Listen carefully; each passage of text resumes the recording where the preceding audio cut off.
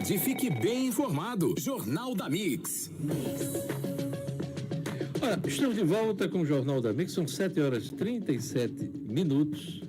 E a partir de hoje, até o dia 16, no Centro de Convenções de Natal, será realizado o Congresso Internacional de Desenvolvimento Infantil. E o tema principal do Congresso, que reúne especialistas de todo o Brasil, nem tudo é autismo. E a gente trouxe aqui a psicóloga e presidente do Congresso, Bruna Andria, nossa convidada hoje aqui no Jornal da Mix, para falar desse assunto tão importante, né?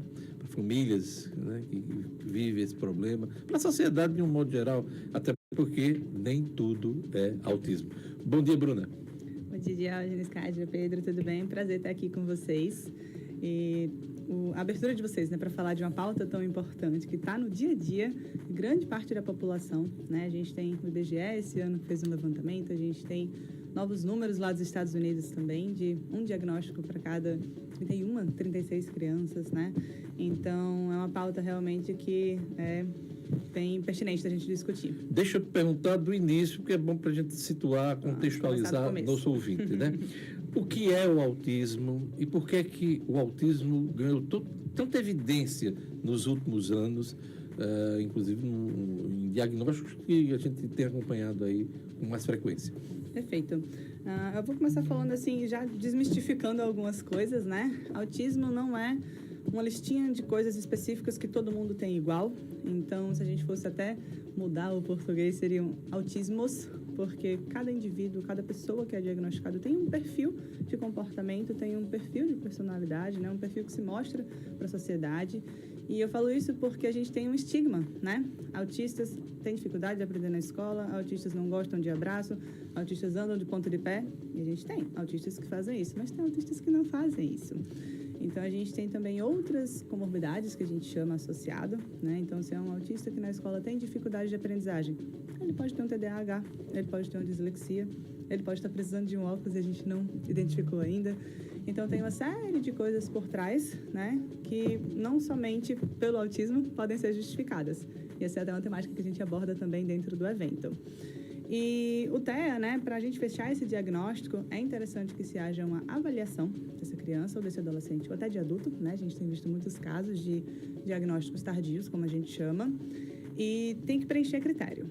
Mais importante do que eu listar os critérios aqui para vocês, né, que a gente pode encontrar na internet, segue o DSM, são questões, vou passar rapidinho, que envolvem dificuldade de comunicação, comportamentos repetitivos, comportamentos de rigidez, e também algumas questões de estereotipia, né? Comunicação social, habilidades sociais. A gente tem isso tudo prejudicando claramente a vida daquele indivíduo. Eu posso ser tímida, eu posso ter uma dificuldade de interação com pessoas que eu não conheço, eu posso demorar um pouquinho mais para entrar num relacionamento, né, mais aprofundado, mas qual é o nível de prejuízo disso na minha vida, desde que eu era criança? Por conta disso, ele não falava com ninguém na escola. Por conta disso, prejudicava a aprendizagem. Por conta disso, então, assim, tem prejuízos muito claros, né? E essa eu acho que é uma medida que as pessoas têm perdido um pouquinho a mão. Porque surgem falas como, todo mundo é um pouquinho autista. Eu já ouvi esse tipo de coisa. É algo que dói. É algo que dói no coração, porque o autismo, ele é um transtorno do neurodesenvolvimento, então ele é inato, né? A criança já nasce com esse transtorno. Mesmo os que descobrem, né, na adolescência ou na vida adulta, já tinham, desde lá de trás. É genética? Mas é genético. Isso, tá. A gente tem hoje mais de 200 mutações relacionadas com o autismo. É até uma dúvida que eu tinha, Bruna, porque eu já ouvi relatos de mãe de falar assim, meu filho até os 2 anos não tinha nada e parece que virou uma chave. Isso acontece também dos sintomas ali, de certa forma, estarem escondidos e do nada, que a criança começar a apresentar essas características? Deixa eu pegar um gancho que o Cádia perguntou, porque hoje você também está ouvindo muito. Eu descobri que eu sou autista depois dos 30, 40 anos. Isso existe também? O autismo, respondendo todas as perguntas, é inato, é genético, já nasce com. Botando aqui para Cádia, é bem comum, aos 2 anos é um marco bem importante da infância, né? Não sei aqui quem convive ou quem tem filhos, Mas dos 2 anos para frente, muita coisa acontece muito rápido. É a entrada na escola, começa a sair mais de casa também. Então, parece que ficam mais visíveis O mundo aquelas se abre dificuldades. para aquele indivíduo, para aquela Isso, pessoa. chega mais o mundo para aquela criança que antes estava dentro de casa, com pessoas mais conhecidas, com uma rotina mais estruturada. Então, às vezes, fica mais claro, tipo, caramba, ano passado ele não tinha tanta dificuldade, mas esse ano ele tem. Acho que ele piorou. Na verdade, ele só não está dando conta, ele continua não dando conta do novo, do que é mais difícil. E os sinais, né, até os 2 anos, podem ser muito sutis. Geralmente, quando se descobre bem bebezinho, a gente tem uma tendência, né, de um prognóstico, que é aquela visão lá do futuro, um pouquinho mais grave, porque desde bebezinho está super claro. E esses diagnósticos, até chegando também aqui para o que o Pedro está falando, quando são descobertos mais para frente, significa que, pelo critério, tá? Pelo livro, lá pelo DSM, a gente tem um TEA de nível 1, que é um TEA que a gente chama hoje de suporte leve, né? Suporte 1. Só para nosso ouvinte também, as siglas são importantes e tal. TEA e DSM. Perfeito. Vá me parando mesmo, viu? Que às vezes eu estou aqui. Porque às vezes a gente sabe, eu acompanho um pouco isso, mas o ouvinte, aí fica meio que... Mas assim, TEA é o... É o transtorno do espectro autista, Pronto. é o nome científico, né? Para o autismo. Muito usado hoje em dia. usa O DSM é o que classifica as doenças mentais, né? Isso, eu gosto de chamar, que eu acho que fica mais acessível a todo mundo, é a Bíblia da Psiquiatria. Tá. Então, tem alguma dúvida de alguma coisa, de nomenclatura, Tá de tudo no critério, DSM. de médico, tá lá no DSM. É mais utilizado, né, pela equipe que acaba atuando na área da saúde. Perfeito. Enquanto pessoa física, vamos chamar assim, se a gente for ler ali, vai ser um pouco complexo da gente distinguir algumas coisas, mas é a base de critérios diagnósticos de uma maneira geral, voltados tanto para transtornos do neurodesenvolvimento quanto para transtornos de saúde mental, como a gente chama hoje. Então, essas questões dos diagnósticos tardios, né, só retomando um pouquinho o que eu estava aqui comentando sobre o autismo leve, né, como as pessoas costumeiramente falam, que não são detectados antes, bem no início, para fora, né, eu falo da pessoa para fora parece leve, da pessoa para dentro, não. Então, às vezes, são pessoas que desenvolvem ansiedade, depressão, até mesmo ideação, né, de retirar a própria vida. Então, ficam ali camuflados alguns sintomas. A gente tem, ou pela falta de informação, ou até pelo contexto, né, de acesso a alguma informação. Quantos municípios aqui não tem neuropediatra, né, ou não tem um profissional especializado nisso? Nas escolas também acaba não tendo capacitações, né, não tendo treinamentos ali para aqueles professores que atendem 40 alunos por vez, Eu né? te perguntei isso, Bruna, porque eu vi recentemente, há cerca de uns 3 meses, a Letícia Sabatella dizendo que descobriu agora que ela tem autismo. Né? Então, pô, depois de, eu não sei a idade dela, mas talvez aí próximo de 50, por isso que eu perguntei se é possível, né? Como é uma questão genética, você nasce com um código genético que não necessariamente você vai ter as doenças surgindo, as características e tal, se elas não são fenótipas, mas elas vão surgindo ao longo da vida, né? E aí vem a história do gatilho, né? Os gatilhos que fazem com que as doenças surjam, como no caso o autismo, porque elas fiquem mais evidentes, né? É isso, né, doutora? Isso. E outra coisa, até para complementar isso que Diógenes falou, que eu achei muito interessante, é a questão também da informação, porque até pouco tempo era uma doença pouco falada, com sintomas pouco falados. E hoje eu acho que as pessoas se identificam mais, conseguem entender, né, que está passando por aquilo, no caso de quem tem realmente. Perfeito. Saindo, mas falando sobre um pouquinho a temática do evento, né, que também nem tudo é autismo, algo que tem se falado muito é o TDAH, né, transtorno do déficit de atenção e hiperatividade. Nem todo mundo é hiperativo, às vezes é só o desatento, só, né, entre aspas. Mas os prejuízos que são causados na vida dessa pessoa, né, geralmente quem tem TDAH tem, vou chamar aqui de comportamentos visíveis pelos outros que a gente percebe menos do que às vezes uma criança, um adolescente com um TEA, né, com um autismo um pouco mais Lá grave. atrás se classificava assim, esse menino não gosta de estudar. Às vezes a pessoa realmente tinha uma dificuldade, Isso. não era tratada, e hoje assim você tem mais elementos para cuidar. Perfeito. A gente e hoje evitar, consegue né? dar nomes, Isso. né?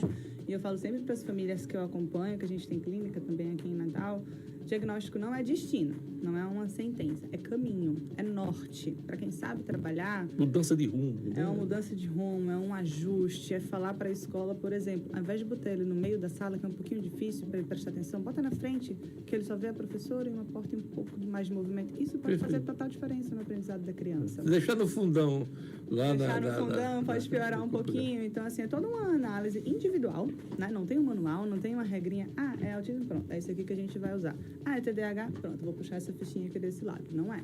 Tem que ser uma análise realmente É uma individual. coisa individualizada. Cada caso é um caso, é isso? Cada Bruna? caso é um caso. E Tem é- criança que pode ser melhor botando no fundo da sala, tem criança que pode ser melhor usando aqui a sala como exemplo, né? Na frente, no meio, de um lado, do outro, trocar de sala. Então, a gente pode fazer essas mudanças. Eu queria que você falasse um pouquinho mais sobre o tema desse evento muito importante e sobre essa questão do diagnóstico não preciso. Hoje em dia, muita gente acha que tem, que alega, de certa forma, tem um risco para a sociedade essa banalização da doença? E aí eu complemento a pergunta de Cádia, até porque está tudo encadeadas, né? A gente tem histórias recentes escabrosas aí. O camarada agride uma mulher dentro de um elevador e aí, para tentar escapar ou atenuar o massacre que fez, diz que tem autismo. Um deputado que sobe e sequestra a mesa diretora da Câmara dos Deputados, como aconteceu na semana passada, um deles que estava sentado na cadeira do presidente e disse que eu sou autista, eu não prestei atenção O que estava acontecendo. ordem, ao que estava acontecendo. Enfim, a gente vê uma banalização do autismo, né? E aí, eu acho que cai bem desse nem tudo é autismo, né? Perfeito. Doutora Bruna. Vou iniciar falando um pouquinho de onde a gente parte, né? Essa discussão dentro do Congresso, e aí a gente consegue, sem dúvida, chegar nesse tópico aí que vocês trouxeram. Para o evento, a gente tem mais de 30 palestrantes vindo de todo o Brasil, também tem palestrantes internacionais, que vão abordar o tema de duas vertentes. Na parte da avaliação, na parte inicial, né, na parte de investigação, que existem outras possibilidades, né, de base para estar justificando aquele comportamento, aquela dificuldade, aquela situação atual que aquele indivíduo se encontra. Felipe, muda a câmera. É porque ela está falando e... Vamos lá.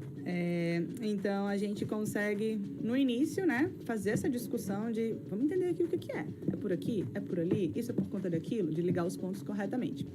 E outros profissionais também estão direcionando suas palestras para o pós. Foi diagnosticado com autismo, foi diagnosticado com TDAH. Tudo na vida dessa pessoa agora vai ser por conta do diagnóstico? Eu acho que essa é uma leitura muito errada que as pessoas fazem, desde a infância mesmo, porque, como eu disse, a pessoa pode ter uma dificuldade de aprendizagem na escola, relacionado a uma dislexia, que é uma dificuldade, né, relacionada a aprendizado de leitura, de escrita, de percepção. Problema visual, oftalmológico. visual, problema auditivo, pode ser uma infinidade de coisas. Você joga tudo no mesmo prato. Pode ser, inclusive, noites mal dormidas, né? Não precisa nem estar relacionado com algum diagnóstico. A gente, quando dorme, funciona igual no dia seguinte? Não. Então, as questões biológicas também estão muito relacionadas. E as pessoas esquecem. Quando você tem um diagnóstico, parece que vira, para esses casos, uma justificativa para tudo. Desculpa para Uma muita coisa. desculpa para Né? muita coisa. E isso acaba atrapalhando quem, de fato, tem o diagnóstico. E aí eu queria que você aprofundasse isso. Em que atrapalha? Assim, o que é que prejudica quem realmente tem o problema, quem precisa do tratamento? Como é que a gente vê isso na prática? Vou usar o caso que você trouxe, né? Do cara aí que... Eu até bloqueei o nome dele da minha cabeça porque é um Do absurdo senador que do ele agressor. fez. É um tal de Igor. Agressor. Eduardo. É um tal de Igor. Pronto, não gostei de dar ibope. Nesses casos, por exemplo, para uma pessoa que não tem acesso à informação, que, por exemplo, não está ouvindo a gente discutir aqui esse caso no rádio, que vê na manchete, Igor tem autismo e por isso agrediu fulano. A pessoa, por exemplo, lá do interior, talvez, né, que é onde a gente tem mais dificuldade de acesso hoje à informação, fala, autistas são agressivos. Olha o que a gente cria o criou nessa preconceito. pessoa. Já cria o estigma. Então já cria o estigma. Aí qualquer coisa que acontece lá no interior dela... É normal interior, porque mas ela é em qualquer autista. lugar, tá? É normal porque ele é autista. Ou então qualquer coisa que... Uma briga de bar... fulaninho é autista. Então a gente começa a criar indiscriminadamente associações que não tem nada a ver. Algo que não existe, Algo né, que não Bruna? existe. E algo que eu bato muito na tecla. Quem tem diagnóstico não escolhe a hora que vai aparecer a dificuldade. Não é na hora que agride uma pessoa que o diagnóstico aparece. Não é na hora que é confrontado com algo lá no Senado que, eita, gente, esqueci de avisar. pessoa nasce com autismo, ele vai ter dificuldade em todas as áreas da vida. Pode ter algumas áreas que tenha mais dificuldade, e aí é onde fica mais visível, mas não significa que, hoje eu sou autista, amanhã eu não sou. Não tem o menor sentido isso. Então, essas situações que acontecem, onde as pessoas usam como escudo mesmo, algum diagnóstico para justificar, entre muitas aspas, as atrocidades que fazem, prejudica quem de fato precisa do diagnóstico. Porque aí vamos dizer que no mesmo interior dessa moça que eu falei, que não tem acesso à informação, que entendeu que autismo é relacionado diretamente com a agressividade, a vizinha dela descobre que o filho é autista. Essa senhora, né, o senhor, não sei, vai começar, esse menino vai ficar agressivo, hein, cuidado. Poxa, essa mulher já está passando por um momento, né, de mudança na vida dela, de um diagnóstico, de entender como que vai ser o futuro daquela criança, porque mexe com tudo, né? A família começa a pensar em muitas coisas que às vezes a gente não pensa quando não tem um filho com diagnóstico em casa. E ainda tem uma vizinha, eu vi na TV. Não, porque é verdade. interessante você estar dizendo, porque aí vem aquela pergunta, né? Mas como é que você sabe disso? Eu ouvi na televisão, né? E mais do que na TV tem um Instagram, né, gente? Que, ai, Jesus. Bruno, só para a gente encerrar, que o nosso tempo está acabando, tem uma questão do suporte que está sendo dado do ponto de vista educacional e também médico. Sim. Nós temos uma CPI na Câmara Municipal de Natal que trata da negação de planos de saúde, de empresas. Esse negócio ainda está rolando lá, principalmente, inclusive, voltada a pessoas que têm o transtorno e autista. Você tem acompanhado isso? Houve uma evolução? Esse cenário está melhorando no país inteiro e aqui no nosso estado? Sem dúvida, acho que não só aqui, né? Minha irmã, ela trazendo aqui beijo, mana, tá longe. Ela sempre fala, sempre que alguma coisa tá parecendo que tá pior, tá parecendo muitas atrocidades, essa coisa está sendo discutida. Então, possivelmente, precede algum avanço. Significa que tudo que está acontecendo é avanço? Não necessariamente. A gente, infelizmente, tem muitos interesses errados envolvidos, né? Em todas essas histórias.